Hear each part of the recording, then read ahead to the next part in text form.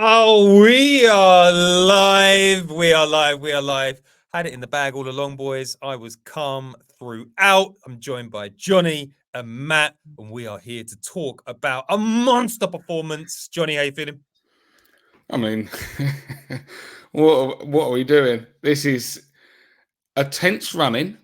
All the marbles are on the table, and we're playing for them. And we go out there and we start dishing out beatdowns. And I've waited for a long time for it. I love it. I can't wait to tuck into this today. Matt, you were calm the whole game. No, Obviously, you thought no, we had it in the no, bag. no, no. I Minute wasn't. I one. wasn't. I was nervous until we scored the third. I really was. But what a performance! And I think sometimes we think that we're just going to sort of try and stumble over the line. But what I loved about today was that this wasn't a stumble. This was a hop, a skip, and a jump. And suddenly those legs and brains that look very fatigued and tired suddenly feel like they've just taken an energy boost. And we look like we've got some gas in the tank again. 4 games to go. 4 games. 4 games to go. Is that how many games we've got? I haven't even thought about that. I wonder whether we just give everybody that's watching this. It's early in the show. Let's have a cheeky little look at what's going on. Oh, if you're listening to this, Don't you dare! Don't dare! We're looking at the table right now. Oh, it's absolutely glorious. Goals scored 82. 82 goals. My goodness. 77 points. Plus 56 goal difference. Plus 56 goal difference. I'm going to be addressing a bit of that in my hottest of takes, so I don't want to go crazy. But the goal difference is a massive deal now. That's a straight point. And that is a couple of games ago. It's like, oh shit, they've closed up on us. What's happened? They ain't catching that now. They're not catching us. So it's a big deal. It's a big deal. Matt, when you look at that table, do you start to believe?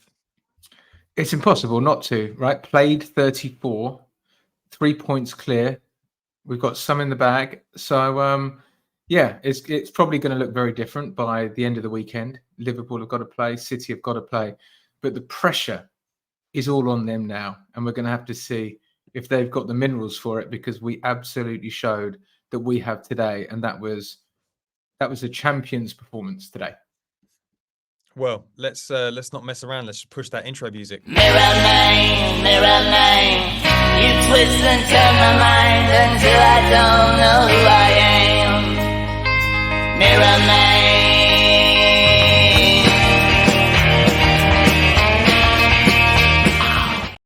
Good morning and welcome to a new edition of the Arsenal Opinion Podcast. It's late in the season. We've just played Chelsea, a team that's given us nightmares over the years, and we dished out a walloping. Arsenal spanked Chelsea.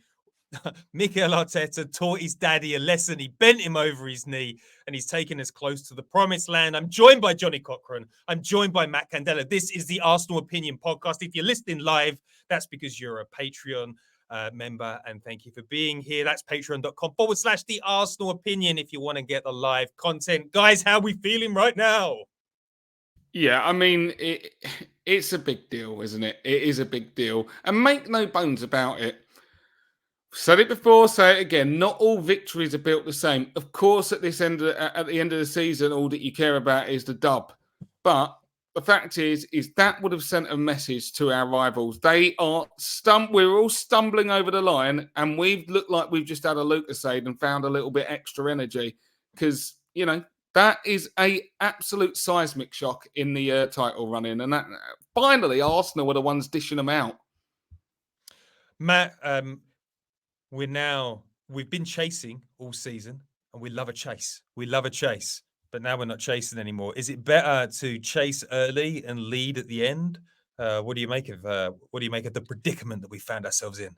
Well, I think we could still be chasing because we played a game more than Manchester City, and I don't want to pour cold water on the parade. But if Manchester City win all their games, they win the league. So it's a different sort of reality. But I think we're nicely nestled in. I think we wanted to see an improvement. I think we wanted to pile up the pressure on our rivals. And last week we were talking about it. We were saying if we win our games, we could be 4 points clear by the time that Manchester City play again. But when we were saying that pre-Wolves, winning those 2 games seemed like a real challenge. The Wolves game felt huge. The Chelsea game felt extremely tricky. But what we've done is we've won those 2 games, and suddenly it's like, it's over to you guys, because we did our business at the business end, and now we've got to see what they're made of. But it's just a stressful time of year, and you don't want to know the arrivals have already won, because that just ratchets up the pressure. Taking the Premier League down to the last 4 games of the season is fucking fantastic. Turning that Spurs game into a cup final is fucking fantastic. And I'm feeling really good, because that was a very nervy game for me. I was just being like, oh, we're all focused on Spurs and then Chelsea are going to slap us up. And it did not happen. But without further ado, let's get into it. Hottest of takes. Hottest of takes. The hottest of take. The AOP, hottest of takes. Make it spicy. Johnny Cochran, I'm going to go to you for this week's hottest of takes. Make it spicy. It's going to be spicy. Okay, because there's a couple of things that we got to address. Number one, and I don't want to take everyone down that dark path, but back, into the eras, banter eras, you can call them. One of the things that was toughest to take was the spankings. Chelsea, 6-0.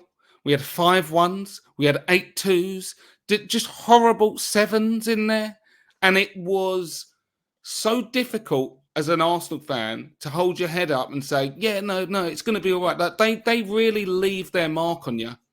And the final piece of the jigsaw outside of winning a trophy to show that we've come full circle is to start dishing out those beatdowns to our, legacy rivals. Chelsea fans they'll shudder. Some will have tears in their eyes, and they deserve them.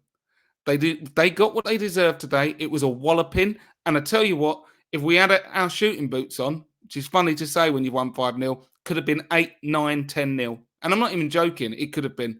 It was we waxed them. We absolutely waxed them. And so what I'm saying is the final piece in this jigsaw to prove that we've come full circle will be the title. But the final thing as my hottest of takes is, it doesn't always work like this, Again, to use the UFC analogy, it's not like, fighting arithmetic kind of thing. You beat you, so you beat you. Man City played Chelsea on the weekend, struggled to get a 1-0. Should have been beat, really. If Chelsea had anything about them, they should. And granted, we played at home, but the level of disparity between the 2 performances, it's stark. I think City are the ones that are stumbling now, and that Brighton game has taken on a new life of its own. So, yeah, my hottest of takes is that if it walks like a duck and quacks like a duck, is a fucking champion in waiting, and Arsenal are looking like the champions. Let's go.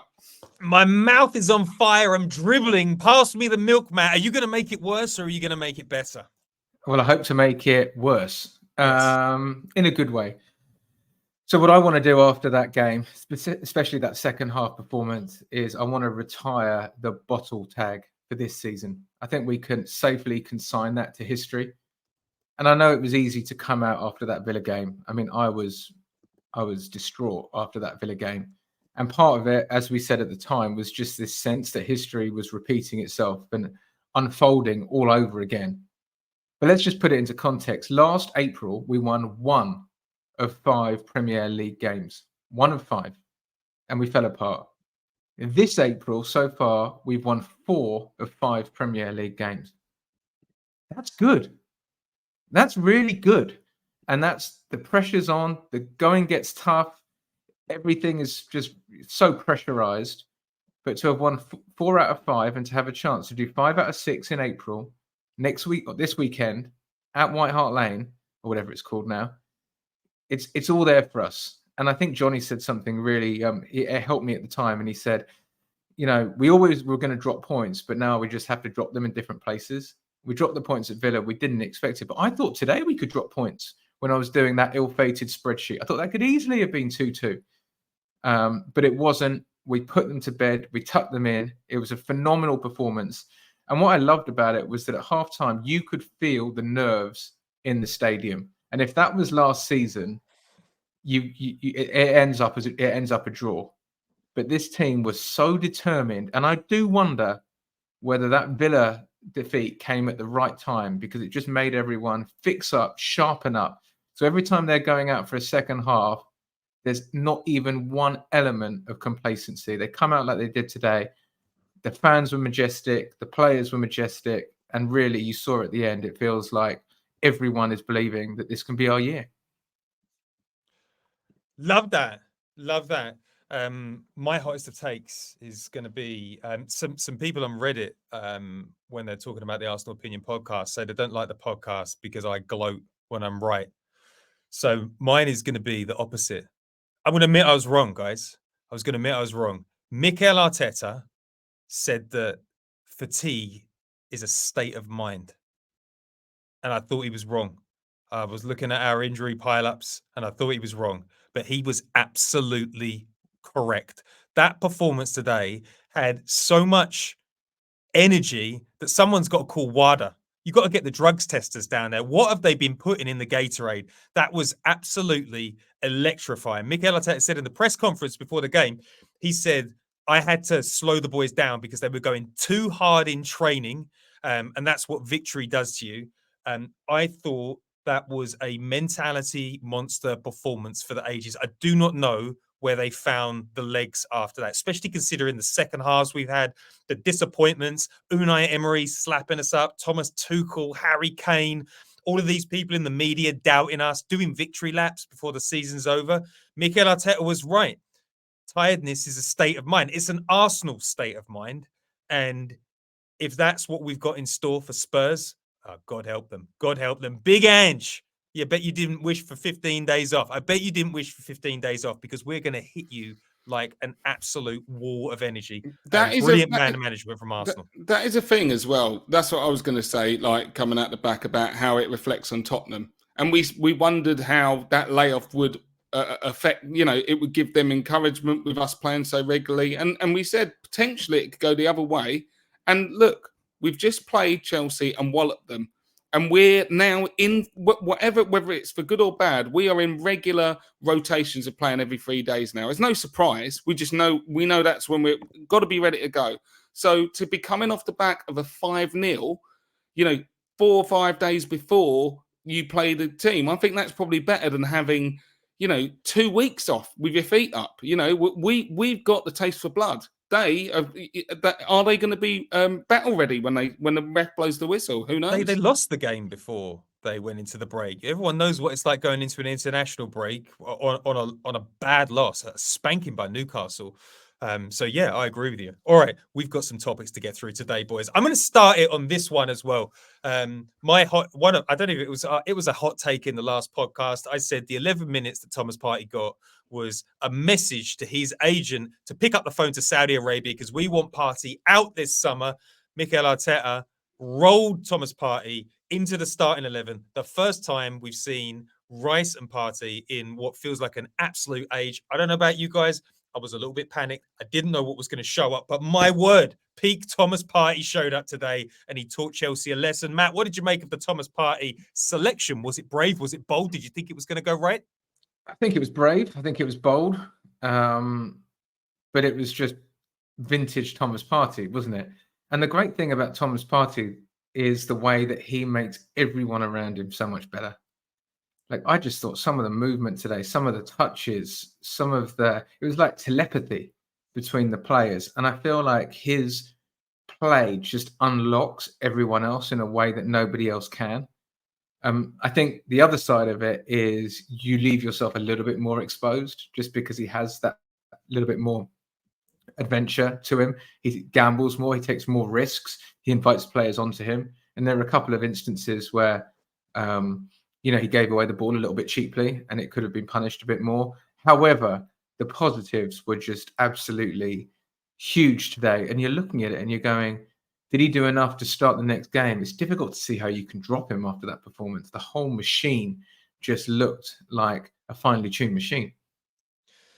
Johnny, Jorginho has been getting a lot of airtime in 2024. People suggesting that maybe he is the chosen one after this performance from Mr. Partey today. Would you say that the party doesn't end against Spurs?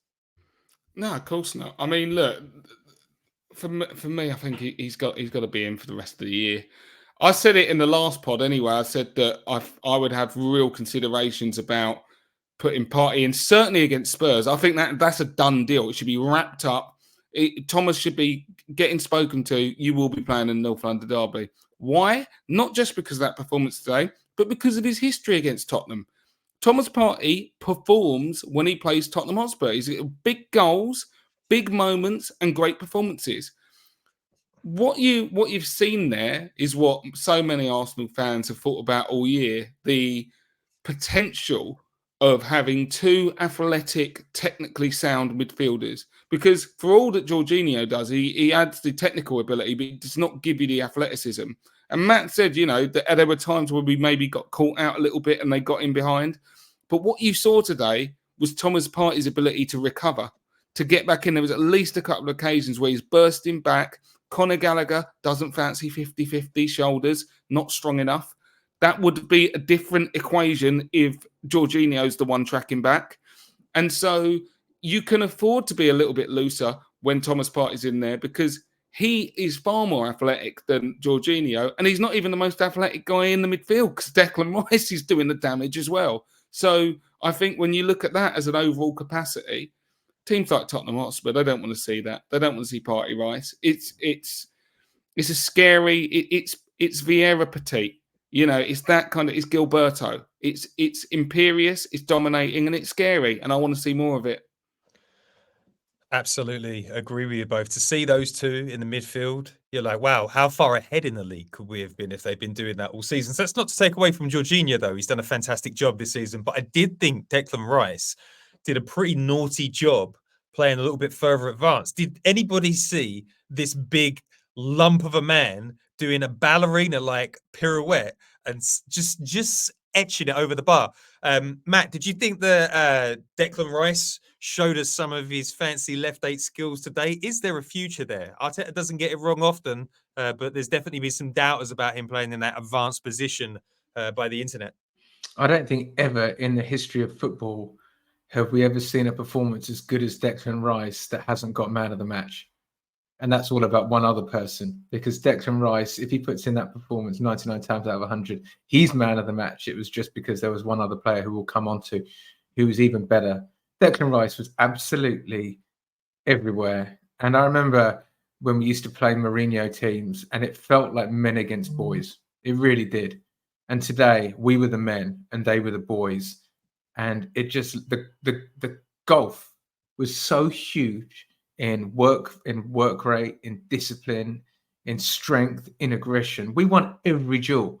We completely dominated their midfield. And I think the commentator, Graham Lasseau, said against Man City, Chelsea won the midfield battle. But Arteta saw something about the way they set up, changed the way we structured it, and their midfield, they just got eaten alive. We literally just gnawed them down, chewed them up, and spat them out. And a big part of that was down to Declan Rice. Johnny, I don't know what the most special rice is in your life, but does it taste as good as what you saw on the pitch from Declan today? I'm partial to a bit of pilau. You know what I mean? Basmati. And let's be honest, Jamaican heritage, rice and peas. Let's go. Declan knows his rice and peas anyway. Alas, let's get onto the football. But I'm going to come back as a point of objection to Matt on one thing, and that is that he would have got man of the match if it wasn't for one player. And I know who you're talking about, and that guy just oozes panache, and we can talk about him. But I'd say two players, because there's another guy we're going to talk about who's bagged a couple of goals. I mean, obscene levels from him as well. But Declan Rice is the best player we have, in my opinion, and he has been the most consistent this year. And if we win the league, he should get Football Player of the Year. And those are all the big statements that I want to make. Ballon d'Or. He'd have to be in the hat. He's not let anyone down. He's shown that he's at Rodri levels. He's doing this kind of shit on a regular basis, and it's just like, what can't you do? You say, some people were knocking him for his ability at an 8. I don't. I think he could do anything. He is a complete football player, and it is giving me complete... We're past just saying it's just Patrick Vieira vibes. He's absolutely giving those vibes, but he's got like more of a goal scoring threat when he moves forward than what Patrick did. Because, you know, you're starting to see numbers or the potential for numbers. He could be getting double figures. It's season on season with what he does, like Lampardish vibes.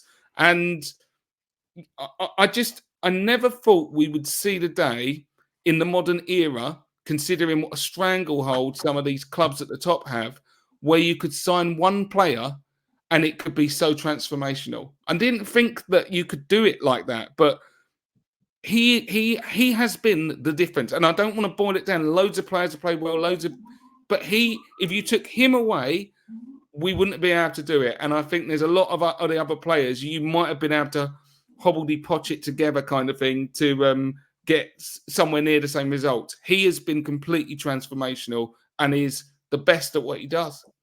He is the best at what he does. And I actually think the one of the most important things we bought in Declan Rice is availability, because if you'd had Thomas Partey fit for the last 3 seasons, arguably we would have got into the Champions League a lot earlier, and maybe we would have done a better push in the league last year. But he's available, he's fit, doesn't fatigue, he's got an incredible attitude. He's just an all-action hero, and watching him next to Thomas Partey tonight was a dream. All right, let's move on to the next one. I think I know where you both want to go. Benny Blanco.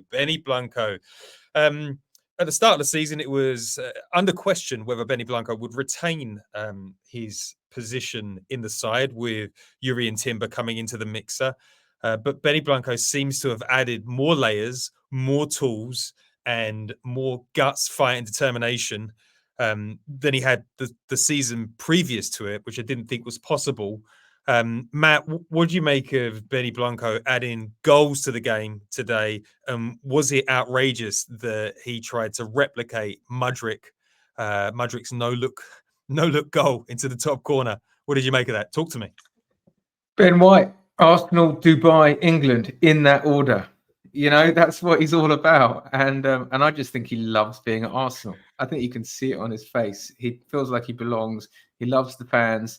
He loves the other players. He loves being part of this team. And we just get so much from him. He's such a brilliant player. He's got everything. He's aggressive. He can defend. He can go forward. He can pass. And I just love both goals. The first goal especially, because he literally had wound Cucurella up to the point where Cucurella had just like sat on the floor and was complaining.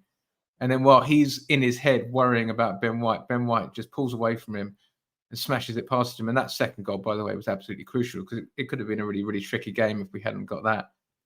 Pushing forward afterwards, he absolutely meant that. Of course he did. It's Benny Blanco. He can do anything. And then even in the last 2 minutes, he's trying to get a hat-trick.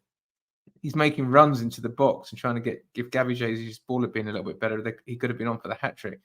But to have the technical ability to deliver that, the defensive nous, I love him. And I think the fans love him. And I think he's already a cult hero. But my God, if we win something with him, we'll be talking about him in 20 years' time as well. Johnny, there was quite a few interesting subplots going on in the pitch. I thought it was funny watching Ben White wind up all of the old Brighton players. You had Trossard scoring goals to lay to rest the memory of Mudryk. But what did you make of Ben White's performance out there, and why is he so good? Because he's not a conventional fullback, and it's very difficult to pinpoint exactly what it is that he has that others don't. I think it's basically what it boils down to is the fact that he has the physicality of a centre half, so you don't have a weak link defensively. Usually there's a trade-off, but there's not there, because Benny Blanco could move in and Ivanovic style. This is what I'm talking about now. And I've mentioned it before, but I can't give him higher praise. You could stick your big lumbering striker out. Try and get the change out the right back. Can't do it because he's got centre half strength and he's quick. But then what you're seeing here is the way that he is portrayed sometimes in the media is that it's a centre half playing right back, but he has the technical ability to be able to match the output of Kyle Walker or, possibly everyone outside of Trent Alexander-Arnold in terms of technical ability, but he's as good technically as 95% of the right backs. He can live with them. So you have an increased, kind of aptitude for defending, but also he's now showing that when he gets forward, it's not just empty running. He does so, with meaning. And they pulled it up in commentary to do with the fact that his timing of his runs on that overlap with Saka, that is obviously telepathic with regards to how they've trained together, but that is a skill. I mean, our strikers don't seem to have that ability to hold runs and play themselves in. It speaks to the fact that Ben White sees the greater picture when he plays. He's not just a mindless, kind of a numbskull who just sticks his head on things. He is a gifted football player who is showing how talented he is with his feet as well as his defensive prowess. What more can be said? What more can be said? I agree with all that. I think his capacity for learning is exceptional. He's like Madonna, reinvents himself every season. You're like, I didn't know you had that about you. I didn't know you had that little skill hiding in the locker. And he's delivering #1 albums every single time. He's grown with the season. For a guy that's seems to always be carrying an injury, he plays through the pain. He gives us an aura. Like he's our #1 shithouser, and he's really, really good at it. He really gets it under the radar. I love the way that he was winding up Brighton players today. Seeing him on the score sheet like that, you can tell that he really loves it. He's a player that's got the big pay bump, and he's absolutely loving it. He's not letting the contract weigh him down. I think I read that his agents have pulled together a document of the different types of club that he would suit, and what he offers to the team and what they have to spend to get another player of his level. So he deserves every penny that he has got because he created a PowerPoint presentation to get a new deal. And we're lucky to have him. I think it's pretty set. Jurrien Timber is not getting in ahead of him next season. Even with that goal, you've got to put him over on the left. All right, let's move on to, let's talk about being wrong again. All three of us this time. This is the best time to admit you're wrong after a win. We were all basically having nightmares that January. We were like, we want Mudryk. We didn't know why we wanted him, but we knew we wanted him. And we wanted him, and we wanted to spend all the money on him. We were like, spend 90 on him, spend 100. You might as well spend 110 million on him. Get it over the line. This guy's going to win a Ballon d'Or. We had not watched him. He'd only played 29 games in Ukraine. He had a very weird telltale TikTok where you're like, it's a bit serial killer over here. I wouldn't trust you in a weapons shop. And Chelsea signed him. He broke our hearts, and we got Trossard. We got this kind of very technical, gaunt player that wasn't on the posters of any child in the UK. And he cost 25 million. It landed as a bit of a wet fish. We got it over the line. We're all right. He's going to score goals. How's this going to pan out? And he has been absolutely sensational. He's been the best 25 million pounds we've ever spent. Everybody's got a different view of what he is. Maybe it's Arshavin. Maybe it's Freddie Ljungberg. He's on the score sheet again. Johnny, how good is this player? Is he the best finisher at Arsenal Football Club right now? Well, yeah, he's the best finisher at Arsenal. I do not think that that's up for debate these days. It's between him and Saka, and Saka's form is in a vacuum you might say that's a battle, but right now it's definitely Trossard. And when you're trying to appraise him, it's easy to talk Freddie Ljungberg and all of those comparisons, which I've made in the past, but he's brought to us what Jota brought to Liverpool when they brought him in. And it was like a guy who seemed quite under the radar, and, you're like, oh, what's he going to do? But he can come in, and when your main person's not scoring, he's the guy who comes in late to take the baton and can start hurting people on his own. And he is so often the scorer of the turning point goal. When everyone's still getting tight, everyone's snatching at shots, he comes in there. The finish for his goal, I know the keeper might have done better, but that's brilliant. To take it in your stride with the right foot and then just lean in and bang it with the left. The ambidextrous nature of his play is just what makes him so hard to defend against, because he can do everything so quick because it's right foot, left foot. He's been tremendous. if we win the league, there will certainly be a chapter of the Arsenal annal devoted to Leandro Trossard, Luther Van Tross, I should give him his full title, and his impact. But, you need players like this, players who are not in the starting lineup on the first day of the season, who will come in and write their own legacy into it, because it's not a linear path to a title. There's going to be ups and downs, and you need some background cast members to step up into the limelight and steal the show. And that's what he's done. Matt, Mudryk, I think, has got 6 goals in his entire Chelsea career. Trossard has got 15 goals this season. He's got 1 assist. This output to value seems to be magnificent. Do you think Arteta has been fully vindicated in shopping in the Premier League? And is this kind of like a peak example of why buying players that can do it versus buying players that have incredibly high ceilings is sometimes the better option? I think sometimes you get it right, sometimes you get it wrong. I don't think it's all credit to Arteta. I think it's all credit to Leandro Trossard. He's been completely selfless for the Arsenal team since he's arrived. He's had long periods where he can't get in the starting lineup, but every time he comes off the bench, he makes a difference. Every time he sets foot on the pitch, he tries to do something and make something happen. And like Johnny said, his goals are crucial goals. They're first goals, they're equalisers, they're winners. And we wouldn't be in the position we're in if it's not for him. He is, and I think there's more to come between now and the end of the season, because when you really need it, you really need a goal, he's now the man that you turn to. And I love the Ljungberg references, because I feel like it was the end of 2001-2002 season where just every game in the run-in, you needed someone to step up. And it was that Bergkamp-Ljungberg access. And they just managed to just get us through some really, really tricky games. And so I'm beginning to see that again with Trossard. He's the guy we look to. He's got a pivotal role to play. I think what was the song with Freddie is, "We love you, Freddie, because you've got red hair." Or with Leo, it's "We love you, Leo, because you've got grey hair, but I'm going to need Johnny to come up with the rest of it." But there's definitely something in there. And he's a cult hero. We've got some good comments. Tony Collins says Mudryk couldn't win a balloon, let alone a Ballon d'Or. Dead Loco, Lungvintord. I think he's trying to cross Wiltor and Ljungberg. You've got to work a little bit harder on that one. Doesn't quite roll off the tongue. Doug Wagner. That Trossard leads all goal scorers off the bench in Europe, and he's doing it in the Premier League. And Thierry always says he's not surprised by it because he saw it in training at Belgium. And Tony Collins, again, Trossard, the new Anders Limpar. I like that. I like that. Very tasty. All right. Let's move on to, listen, if you're a Chelsea fan, what's the one thing you don't want to see? Fucking Kai Havertz banging in goals. Or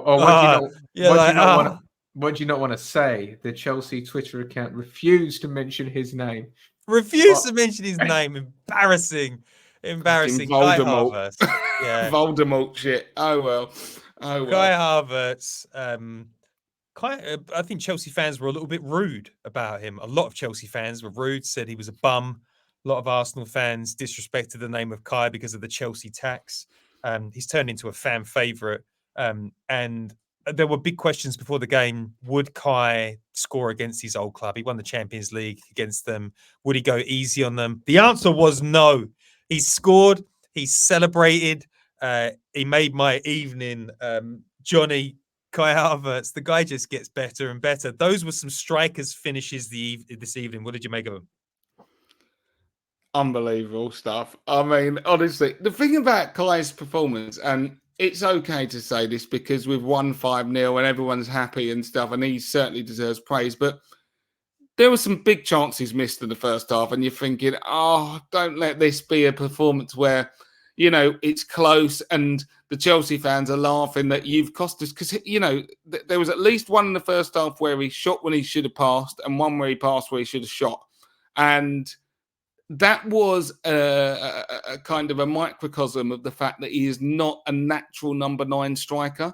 And so there are moments where it just doesn't come naturally to him. But he also teases you. He shows you leg when he bursts through from a disgusting pass from Martin Odegaard. I know we'll be talking about that soon. disgusting pass, but he bursts through. Cucurella, sideshow Bob. I know I'm one to talk, but he's being pushed out the way because Kai's big and strong, burst into it, and he keeps his head and smashes it in. And that is the finish of Robin. That's the kind of stuff Robin used to do. And I loved Robin, you know. And then his finish for his second, the way that he takes it, that is so smart, so sweet. Swivels on a sixpence, it's coming off the post. And that is an absolute clinical finish. And so I've kind of packaged that all up to say, it's not like he's the complete striker. I still wouldn't be sold on that overall.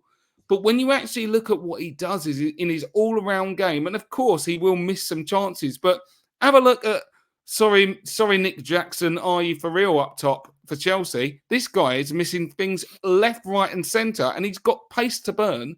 So I think we will absolutely take what Kai is giving us right now. And he's another guy that if he was not brought in, just like Declan Rice, we just simply would not be where we are right now. He's scoring all the time, and long may it continue. He has to be our number 9, like our false 9 option for the rest of the season. I see no other way of doing it. We do. I definitely find myself judging Kai Havertz misses. I'm like, oh, well, if he was an actual striker, he'd finish that. And then he goes and scores those 2 goals. And you're like, we do forget that, listen, Haaland misses big chances all the time. All the big strikers miss chances. The key to being a great striker is getting in good positions all the time. And Kai's runs are getting better and better. And he's just a menace out there. He's an absolute menace. Matt, we've got Chelsea friends that were not happy. They likened him to Bergkamp. Now he's progressed as a striker. Like, who would you compare him to? Like, is he Bergkamp or is he Adebayor? I mean, he's a battering ram. He's classy. He's got a little bit of everything going on there. What do you make of it? He's totally unique because I think he's got I think Berbatov in terms of his playing style, but Berbatov could be lackadaisical and Kai is not. He's a 20-a-day smoker. It just sums up Kai that he celebrated. Because it would have been way easier not to and do that sort of like pretend smile and, oh, you know, I won the Champions League with them. I don't want to do that. He fucking loved it. He loved it. He loves it at Arsenal. And he loves scoring against his whole team. And he wasn't going to hide it. And that shows the character of the man. This is not a timid little donkey-loving boy, although he does love donkeys. He loves the donkeys. He loves donkeys. He loves the donkeys. Yeah. But he's got everything. And some of the runs today, talk about movement. I mean, I can't think of a striker with better movement than him. And, you know, the keeper pulled off some phenomenal saves, by the way. Petrovic. If we'd won 2-0, Petrovic would be man of the match because it was absolutely outstanding performance from him to keep them in it. So, he's totally unique. We talked about it at length. It's his profile that's so wonderful. You know, he's quick, but doesn't look quick. Jorginho said all of this. He's strong, but he doesn't look strong. His movement's great. He fights like hell. And he's another player who's going to be really critical. And again, we're doing those parallels between the now and last season. We didn't have Kai. We didn't have Declan Rice. And we didn't have William Saliba. So just having those 3 players for the run-in that we didn't have last year, surely that's got to mean that we've got a better chance than last year. I remember having a chat during the Dubai break, and one of the conversations that we had was about heroes stepping up. And heroes step up in the back half of the season, and you need hand raisers. And it's just blown my mind how many people have put their hands up. Like we are waxing lyrical on player after player after player. Odegaard has stepped up. Ben White has stepped up. Trossard has stepped up. Kai Havertz has stepped up. Raya has stepped up. It's the list is endless. Like everybody just decided in the back half of the season they were going to step their game up. They were tired. They've never done this before.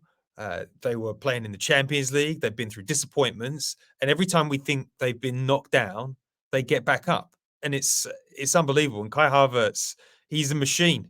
He doesn't really have much of an expression. He had so much to our team that we didn't have this time last season. He's flexible, plays where he wants. And I do think one of the key things is that he's loved.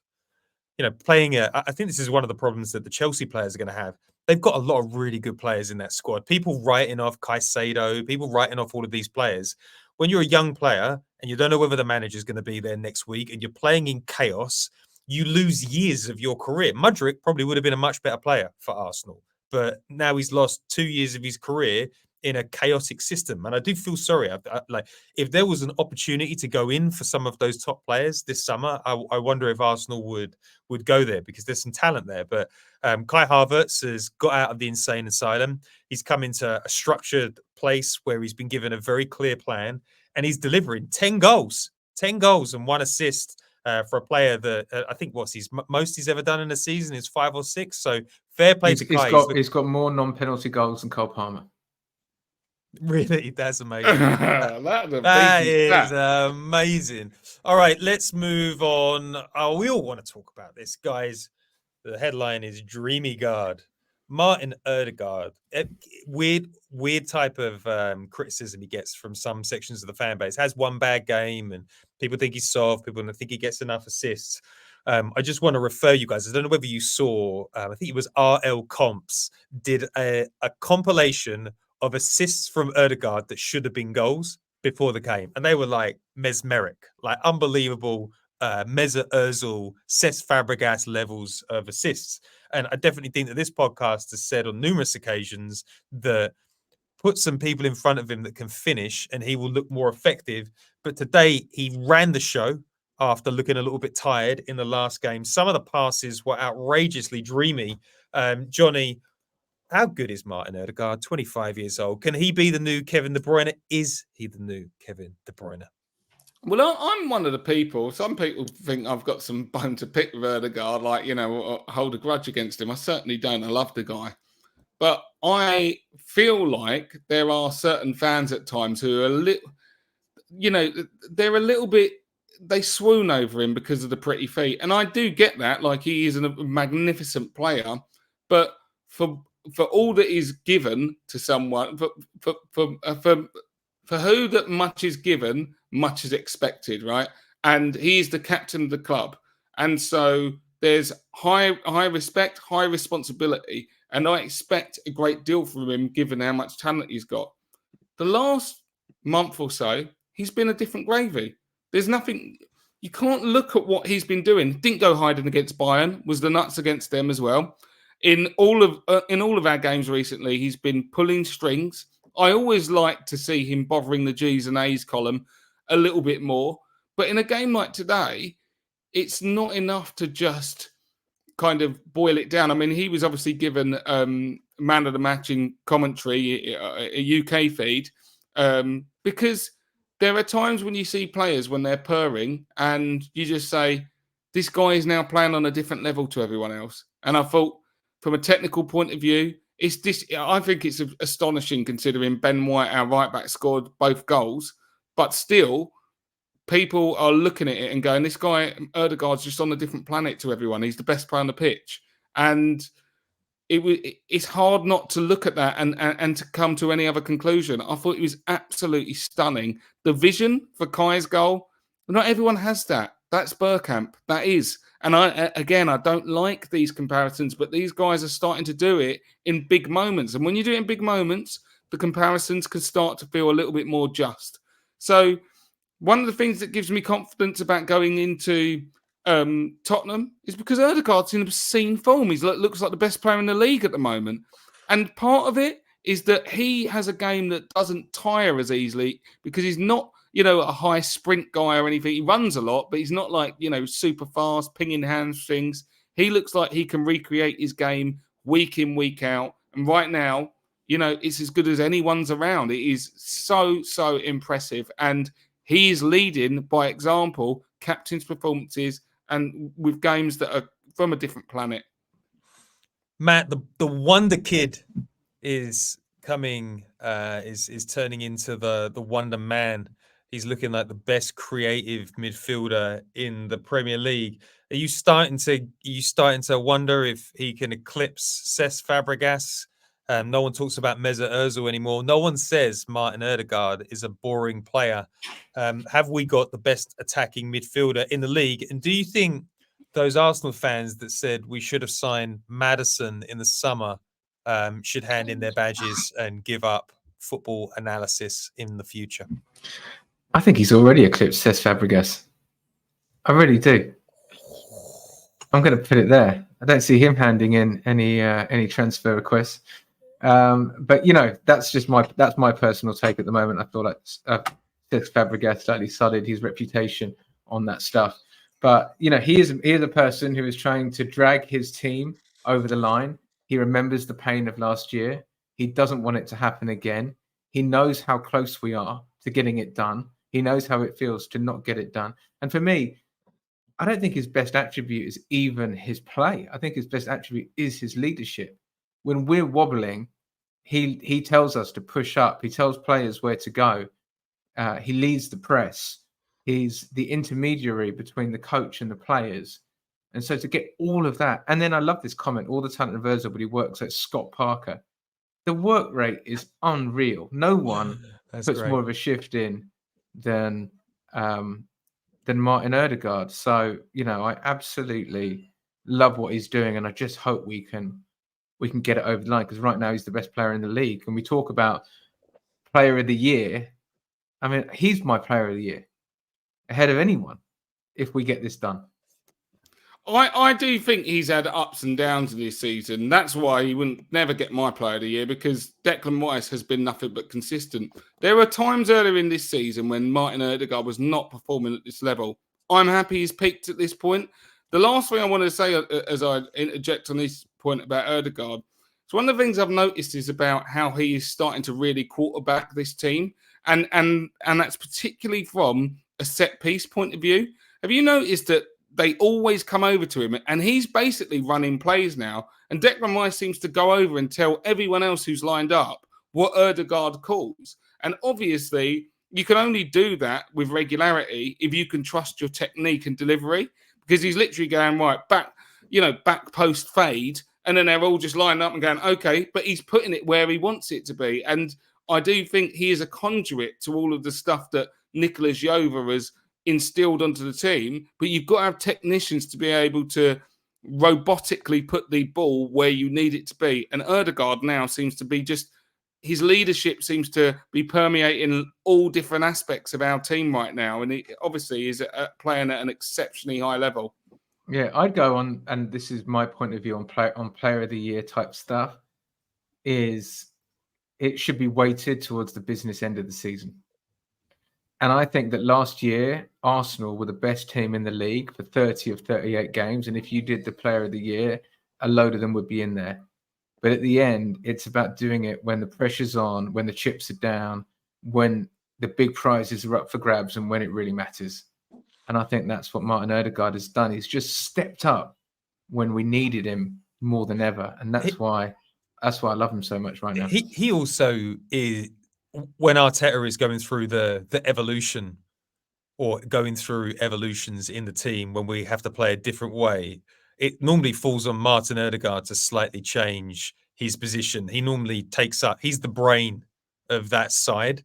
And I also think that the other thing is, when you're a server in a team, when you're an assister, if the people in front of you just don't put it in the net, you kind of look terrible. But really, the pivot in this Arsenal team came after the Wolves game, when he got shifted a little bit higher up the pitch. Now everything flows through him. I think he's been fantastic in the back end of the season. It's still interesting. He's only like 11 goals, 10 assists. I mean, good numbers, but not Cesc Fabregas numbers at his peak. And I wonder when he starts delivering those, or whether he does.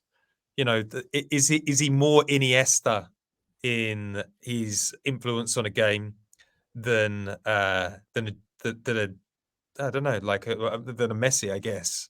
Do you know what I mean? Iniesta never put up massive numbers. But I think Odegaard's going to get. I think there's more goals to come from him this season.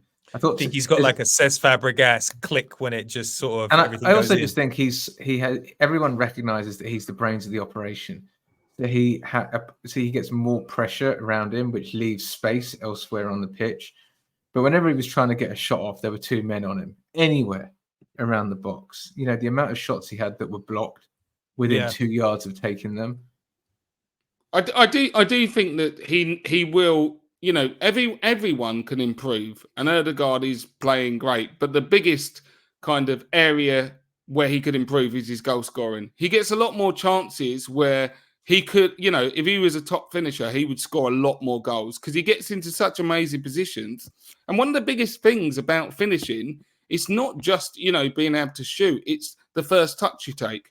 Well, guess what? His first touch is exemplary. It's always where it needs to be. If he could learn to pull the trigger more naturally, I'd get at least 30% more goals. And I think that will be the step that starts taking him into, you know, maybe one of the top 2 or 3 players in the world, because he has the talent to do it.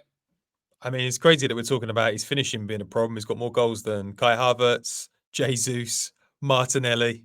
He's doing pretty well this season. So it just goes to show you how high the expectations are, or just that we do think the ceiling is unlimited, that he can be part of that very elite collective of players that are considered like top 5 in the world. All right, let's talk about I don't know whether to talk about the Chelsea project. I don't know whether I really care. There's one funny tweet that Barney Ronay put out, and he said Chelsea are actually very refreshing to watch. So much heavy systems football around. Here is a team with no plan. It is crazy. It's like I remember when Chelsea came onto the scene, and we were all a little bit nervous that they were spending a lot of money on players that we talk about. Oh, I'd like him at the club. Then they bought every player that every person on Twitter had ever talked about. And it was either going to be a stroke of genius or it was going to be an absolute disaster. And then they really doubled down on their plan by making sure that every single player they signed was on a 10-year deal. And they thought that was the winning ingredient in the Premier League. And now they've got a lot of what looked like fairly average players, some of them, tied down to long-term deals. They've got a lot of their better players that are looking to get out. They've got a manager who looks depressed. He looks depressed on the sidelines. Is there any hope out here, Matt, Johnny? Like, is this just going to be a mess for a while? I think they've got some good players. And I was worried at half-time because they've got pace to burn in Mudryk, in Nicholas Jackson, was an absolute handful. He is brilliant at everything apart from the final action. He's an absolute handful. He's like Adebayor-esque until the ball is 1 millimeter from him needing to hit it towards the goal, in which moment he becomes Yaya Sanogo. But he's got everything else. Mudryk, I was absolutely panning to a Chelsea friend the other day, had Tommy on toast at times. You know, we know all about Cole Palmer. Those 2 players really stood out for me. The midfield, Enzo Fernandez is completely lost his way. Caicedo looks like a £60 million player, but those 2 front players I thought were really dangerous. But you know what's so interesting for me is that they've gone through the pain with Nico Jackson. Like, Nico Jackson could never expect to play a full season at a big club like Chelsea and get all that experience. But having gone through all that pain, what they now need to do is there needs to be another year of pain, and then he could become a world-class striker. But instead, they're probably going to bring in a striker, and Nico Jackson is going to go on the bench, and I can't see him developing at the same pace. So it's going to be really interesting. He's only 22. He's only 22. Yeah, Darwin Nunez was terrible in his first season. Yeah, I don't know what you guys thought. I thought he was a real handful. Like, it's not often you see Saliba really struggling at times for pace. That's what I was going to say. Yeah, I mean, he is like Adebayor. I've not seen, and I've said before, I think it's a great opportunity to look as a litmus test for any opposition striker we play, because we've suddenly got the best defense in the league, in the world, and if you can do damage against us, then you know you must be of a pretty high pedigree. And I've never seen anyone run away from Saliba the way that Nicholas Jackson did today. I was stunned at times. He didn't. I wouldn't say ran away, but he kept pace. Like, usually Saliba just reined you in, but it was not that case. Once he got the right side of him, it was like, you're not getting me. And that was impressive. And I agree with you, Matt. I was like, this guy is not finishing right now, but he's not the only one. You mentioned Adebayor, Pete, early days where it was shanking all over the gaff. And then one year it just clicked and then all of a sudden it's 25 goals. And you could easily see that happening with Jackson.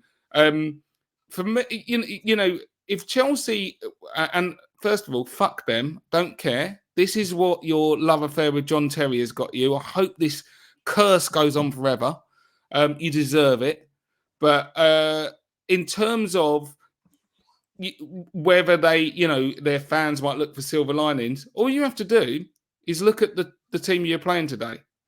And you realise that there are players that you got rid of thinking, oh, it was their fault. And guess what? It wasn't their fault. You look at them in a proper system. Once the manager has their ideas through, they can go bonkers. And so once these guys get, you know, maybe Pochettino's ideas through, if it starts to settle down a bit, I agree with Matt. I think they could end up being a threat in a few years' time. Well, they are not a threat today. Thank God. That was an absolutely magnificent Arsenal win. We are clear at the top of the league. The title charge is on. It's Spurs this weekend, and they're not going to want a piece of Arsenal. We're going to be back with a whole bunch of podcasts before then.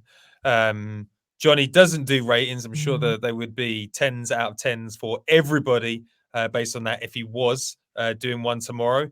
I'm doing one tomorrow, mate. It's the league. It's not Champions League. I'm doing one tomorrow. Oh, of course. You're going to get a ratings. Can't wait to listen to that. Tomorrow. That's going to be magnificent.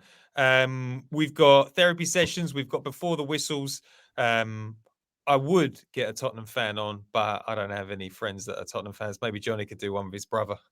Yeah, we will see. We'll see. Give him a debut. Give him the debut, Johnny. One of them's gone to Jamaica, so you know what can I do? He ain't going to be on the phone for me, but you know, we'll see. All right. Okay. And if you're listening to this in your live, you're one of our Patreon listeners, and we absolutely love you. Thank you for supporting the podcast. We really appreciate it. If you listen to this on iTunes, Spotify, or anywhere that has one of those 5-star rating reviews, give us a 5-star. Right? Why you gave us a 5-star? Say something nice. It all gives us a lovely little ego trip when you do that, and it helps spread the gospel of the podcast. And enjoy the night. Have a great beer. Get some sleep because Spurs, the North London derby, Arsenal. My God! Can I say one thing? Yes. I think if we beat Spurs, we win the league. Yeah. 100%. I literally said that about 4 weeks ago, didn't I? I was like, my hottest takes, I was like, I think we're going to have to beat them in their stadium, and if we do, we'll win the league. And this is how it's played out. I think we will as well. I think Brighton have to take something off City as well. I think they might. They don't have to, but it's half of our chance. It's Brighton or the Who's got Forest this weekend? City. Yeah, got Forest. I've got a feeling that's a horrible one because of all the stuff that's going on with the refs and VAR, and I think the atmosphere in there is going to be absolutely relentless. So that could also be an interesting. That could be the moons may have aligned with that, because if there's one thing, anyone going down in a box. We're living in a world where moons have to align for us to get a result, which is spectacular. All right, everybody, thank you for listening. We're going to be back tomorrow with Johnny's ratings. That'll be fun. And on that note, thank you for listening. We will say ciao for now. Ciao for now.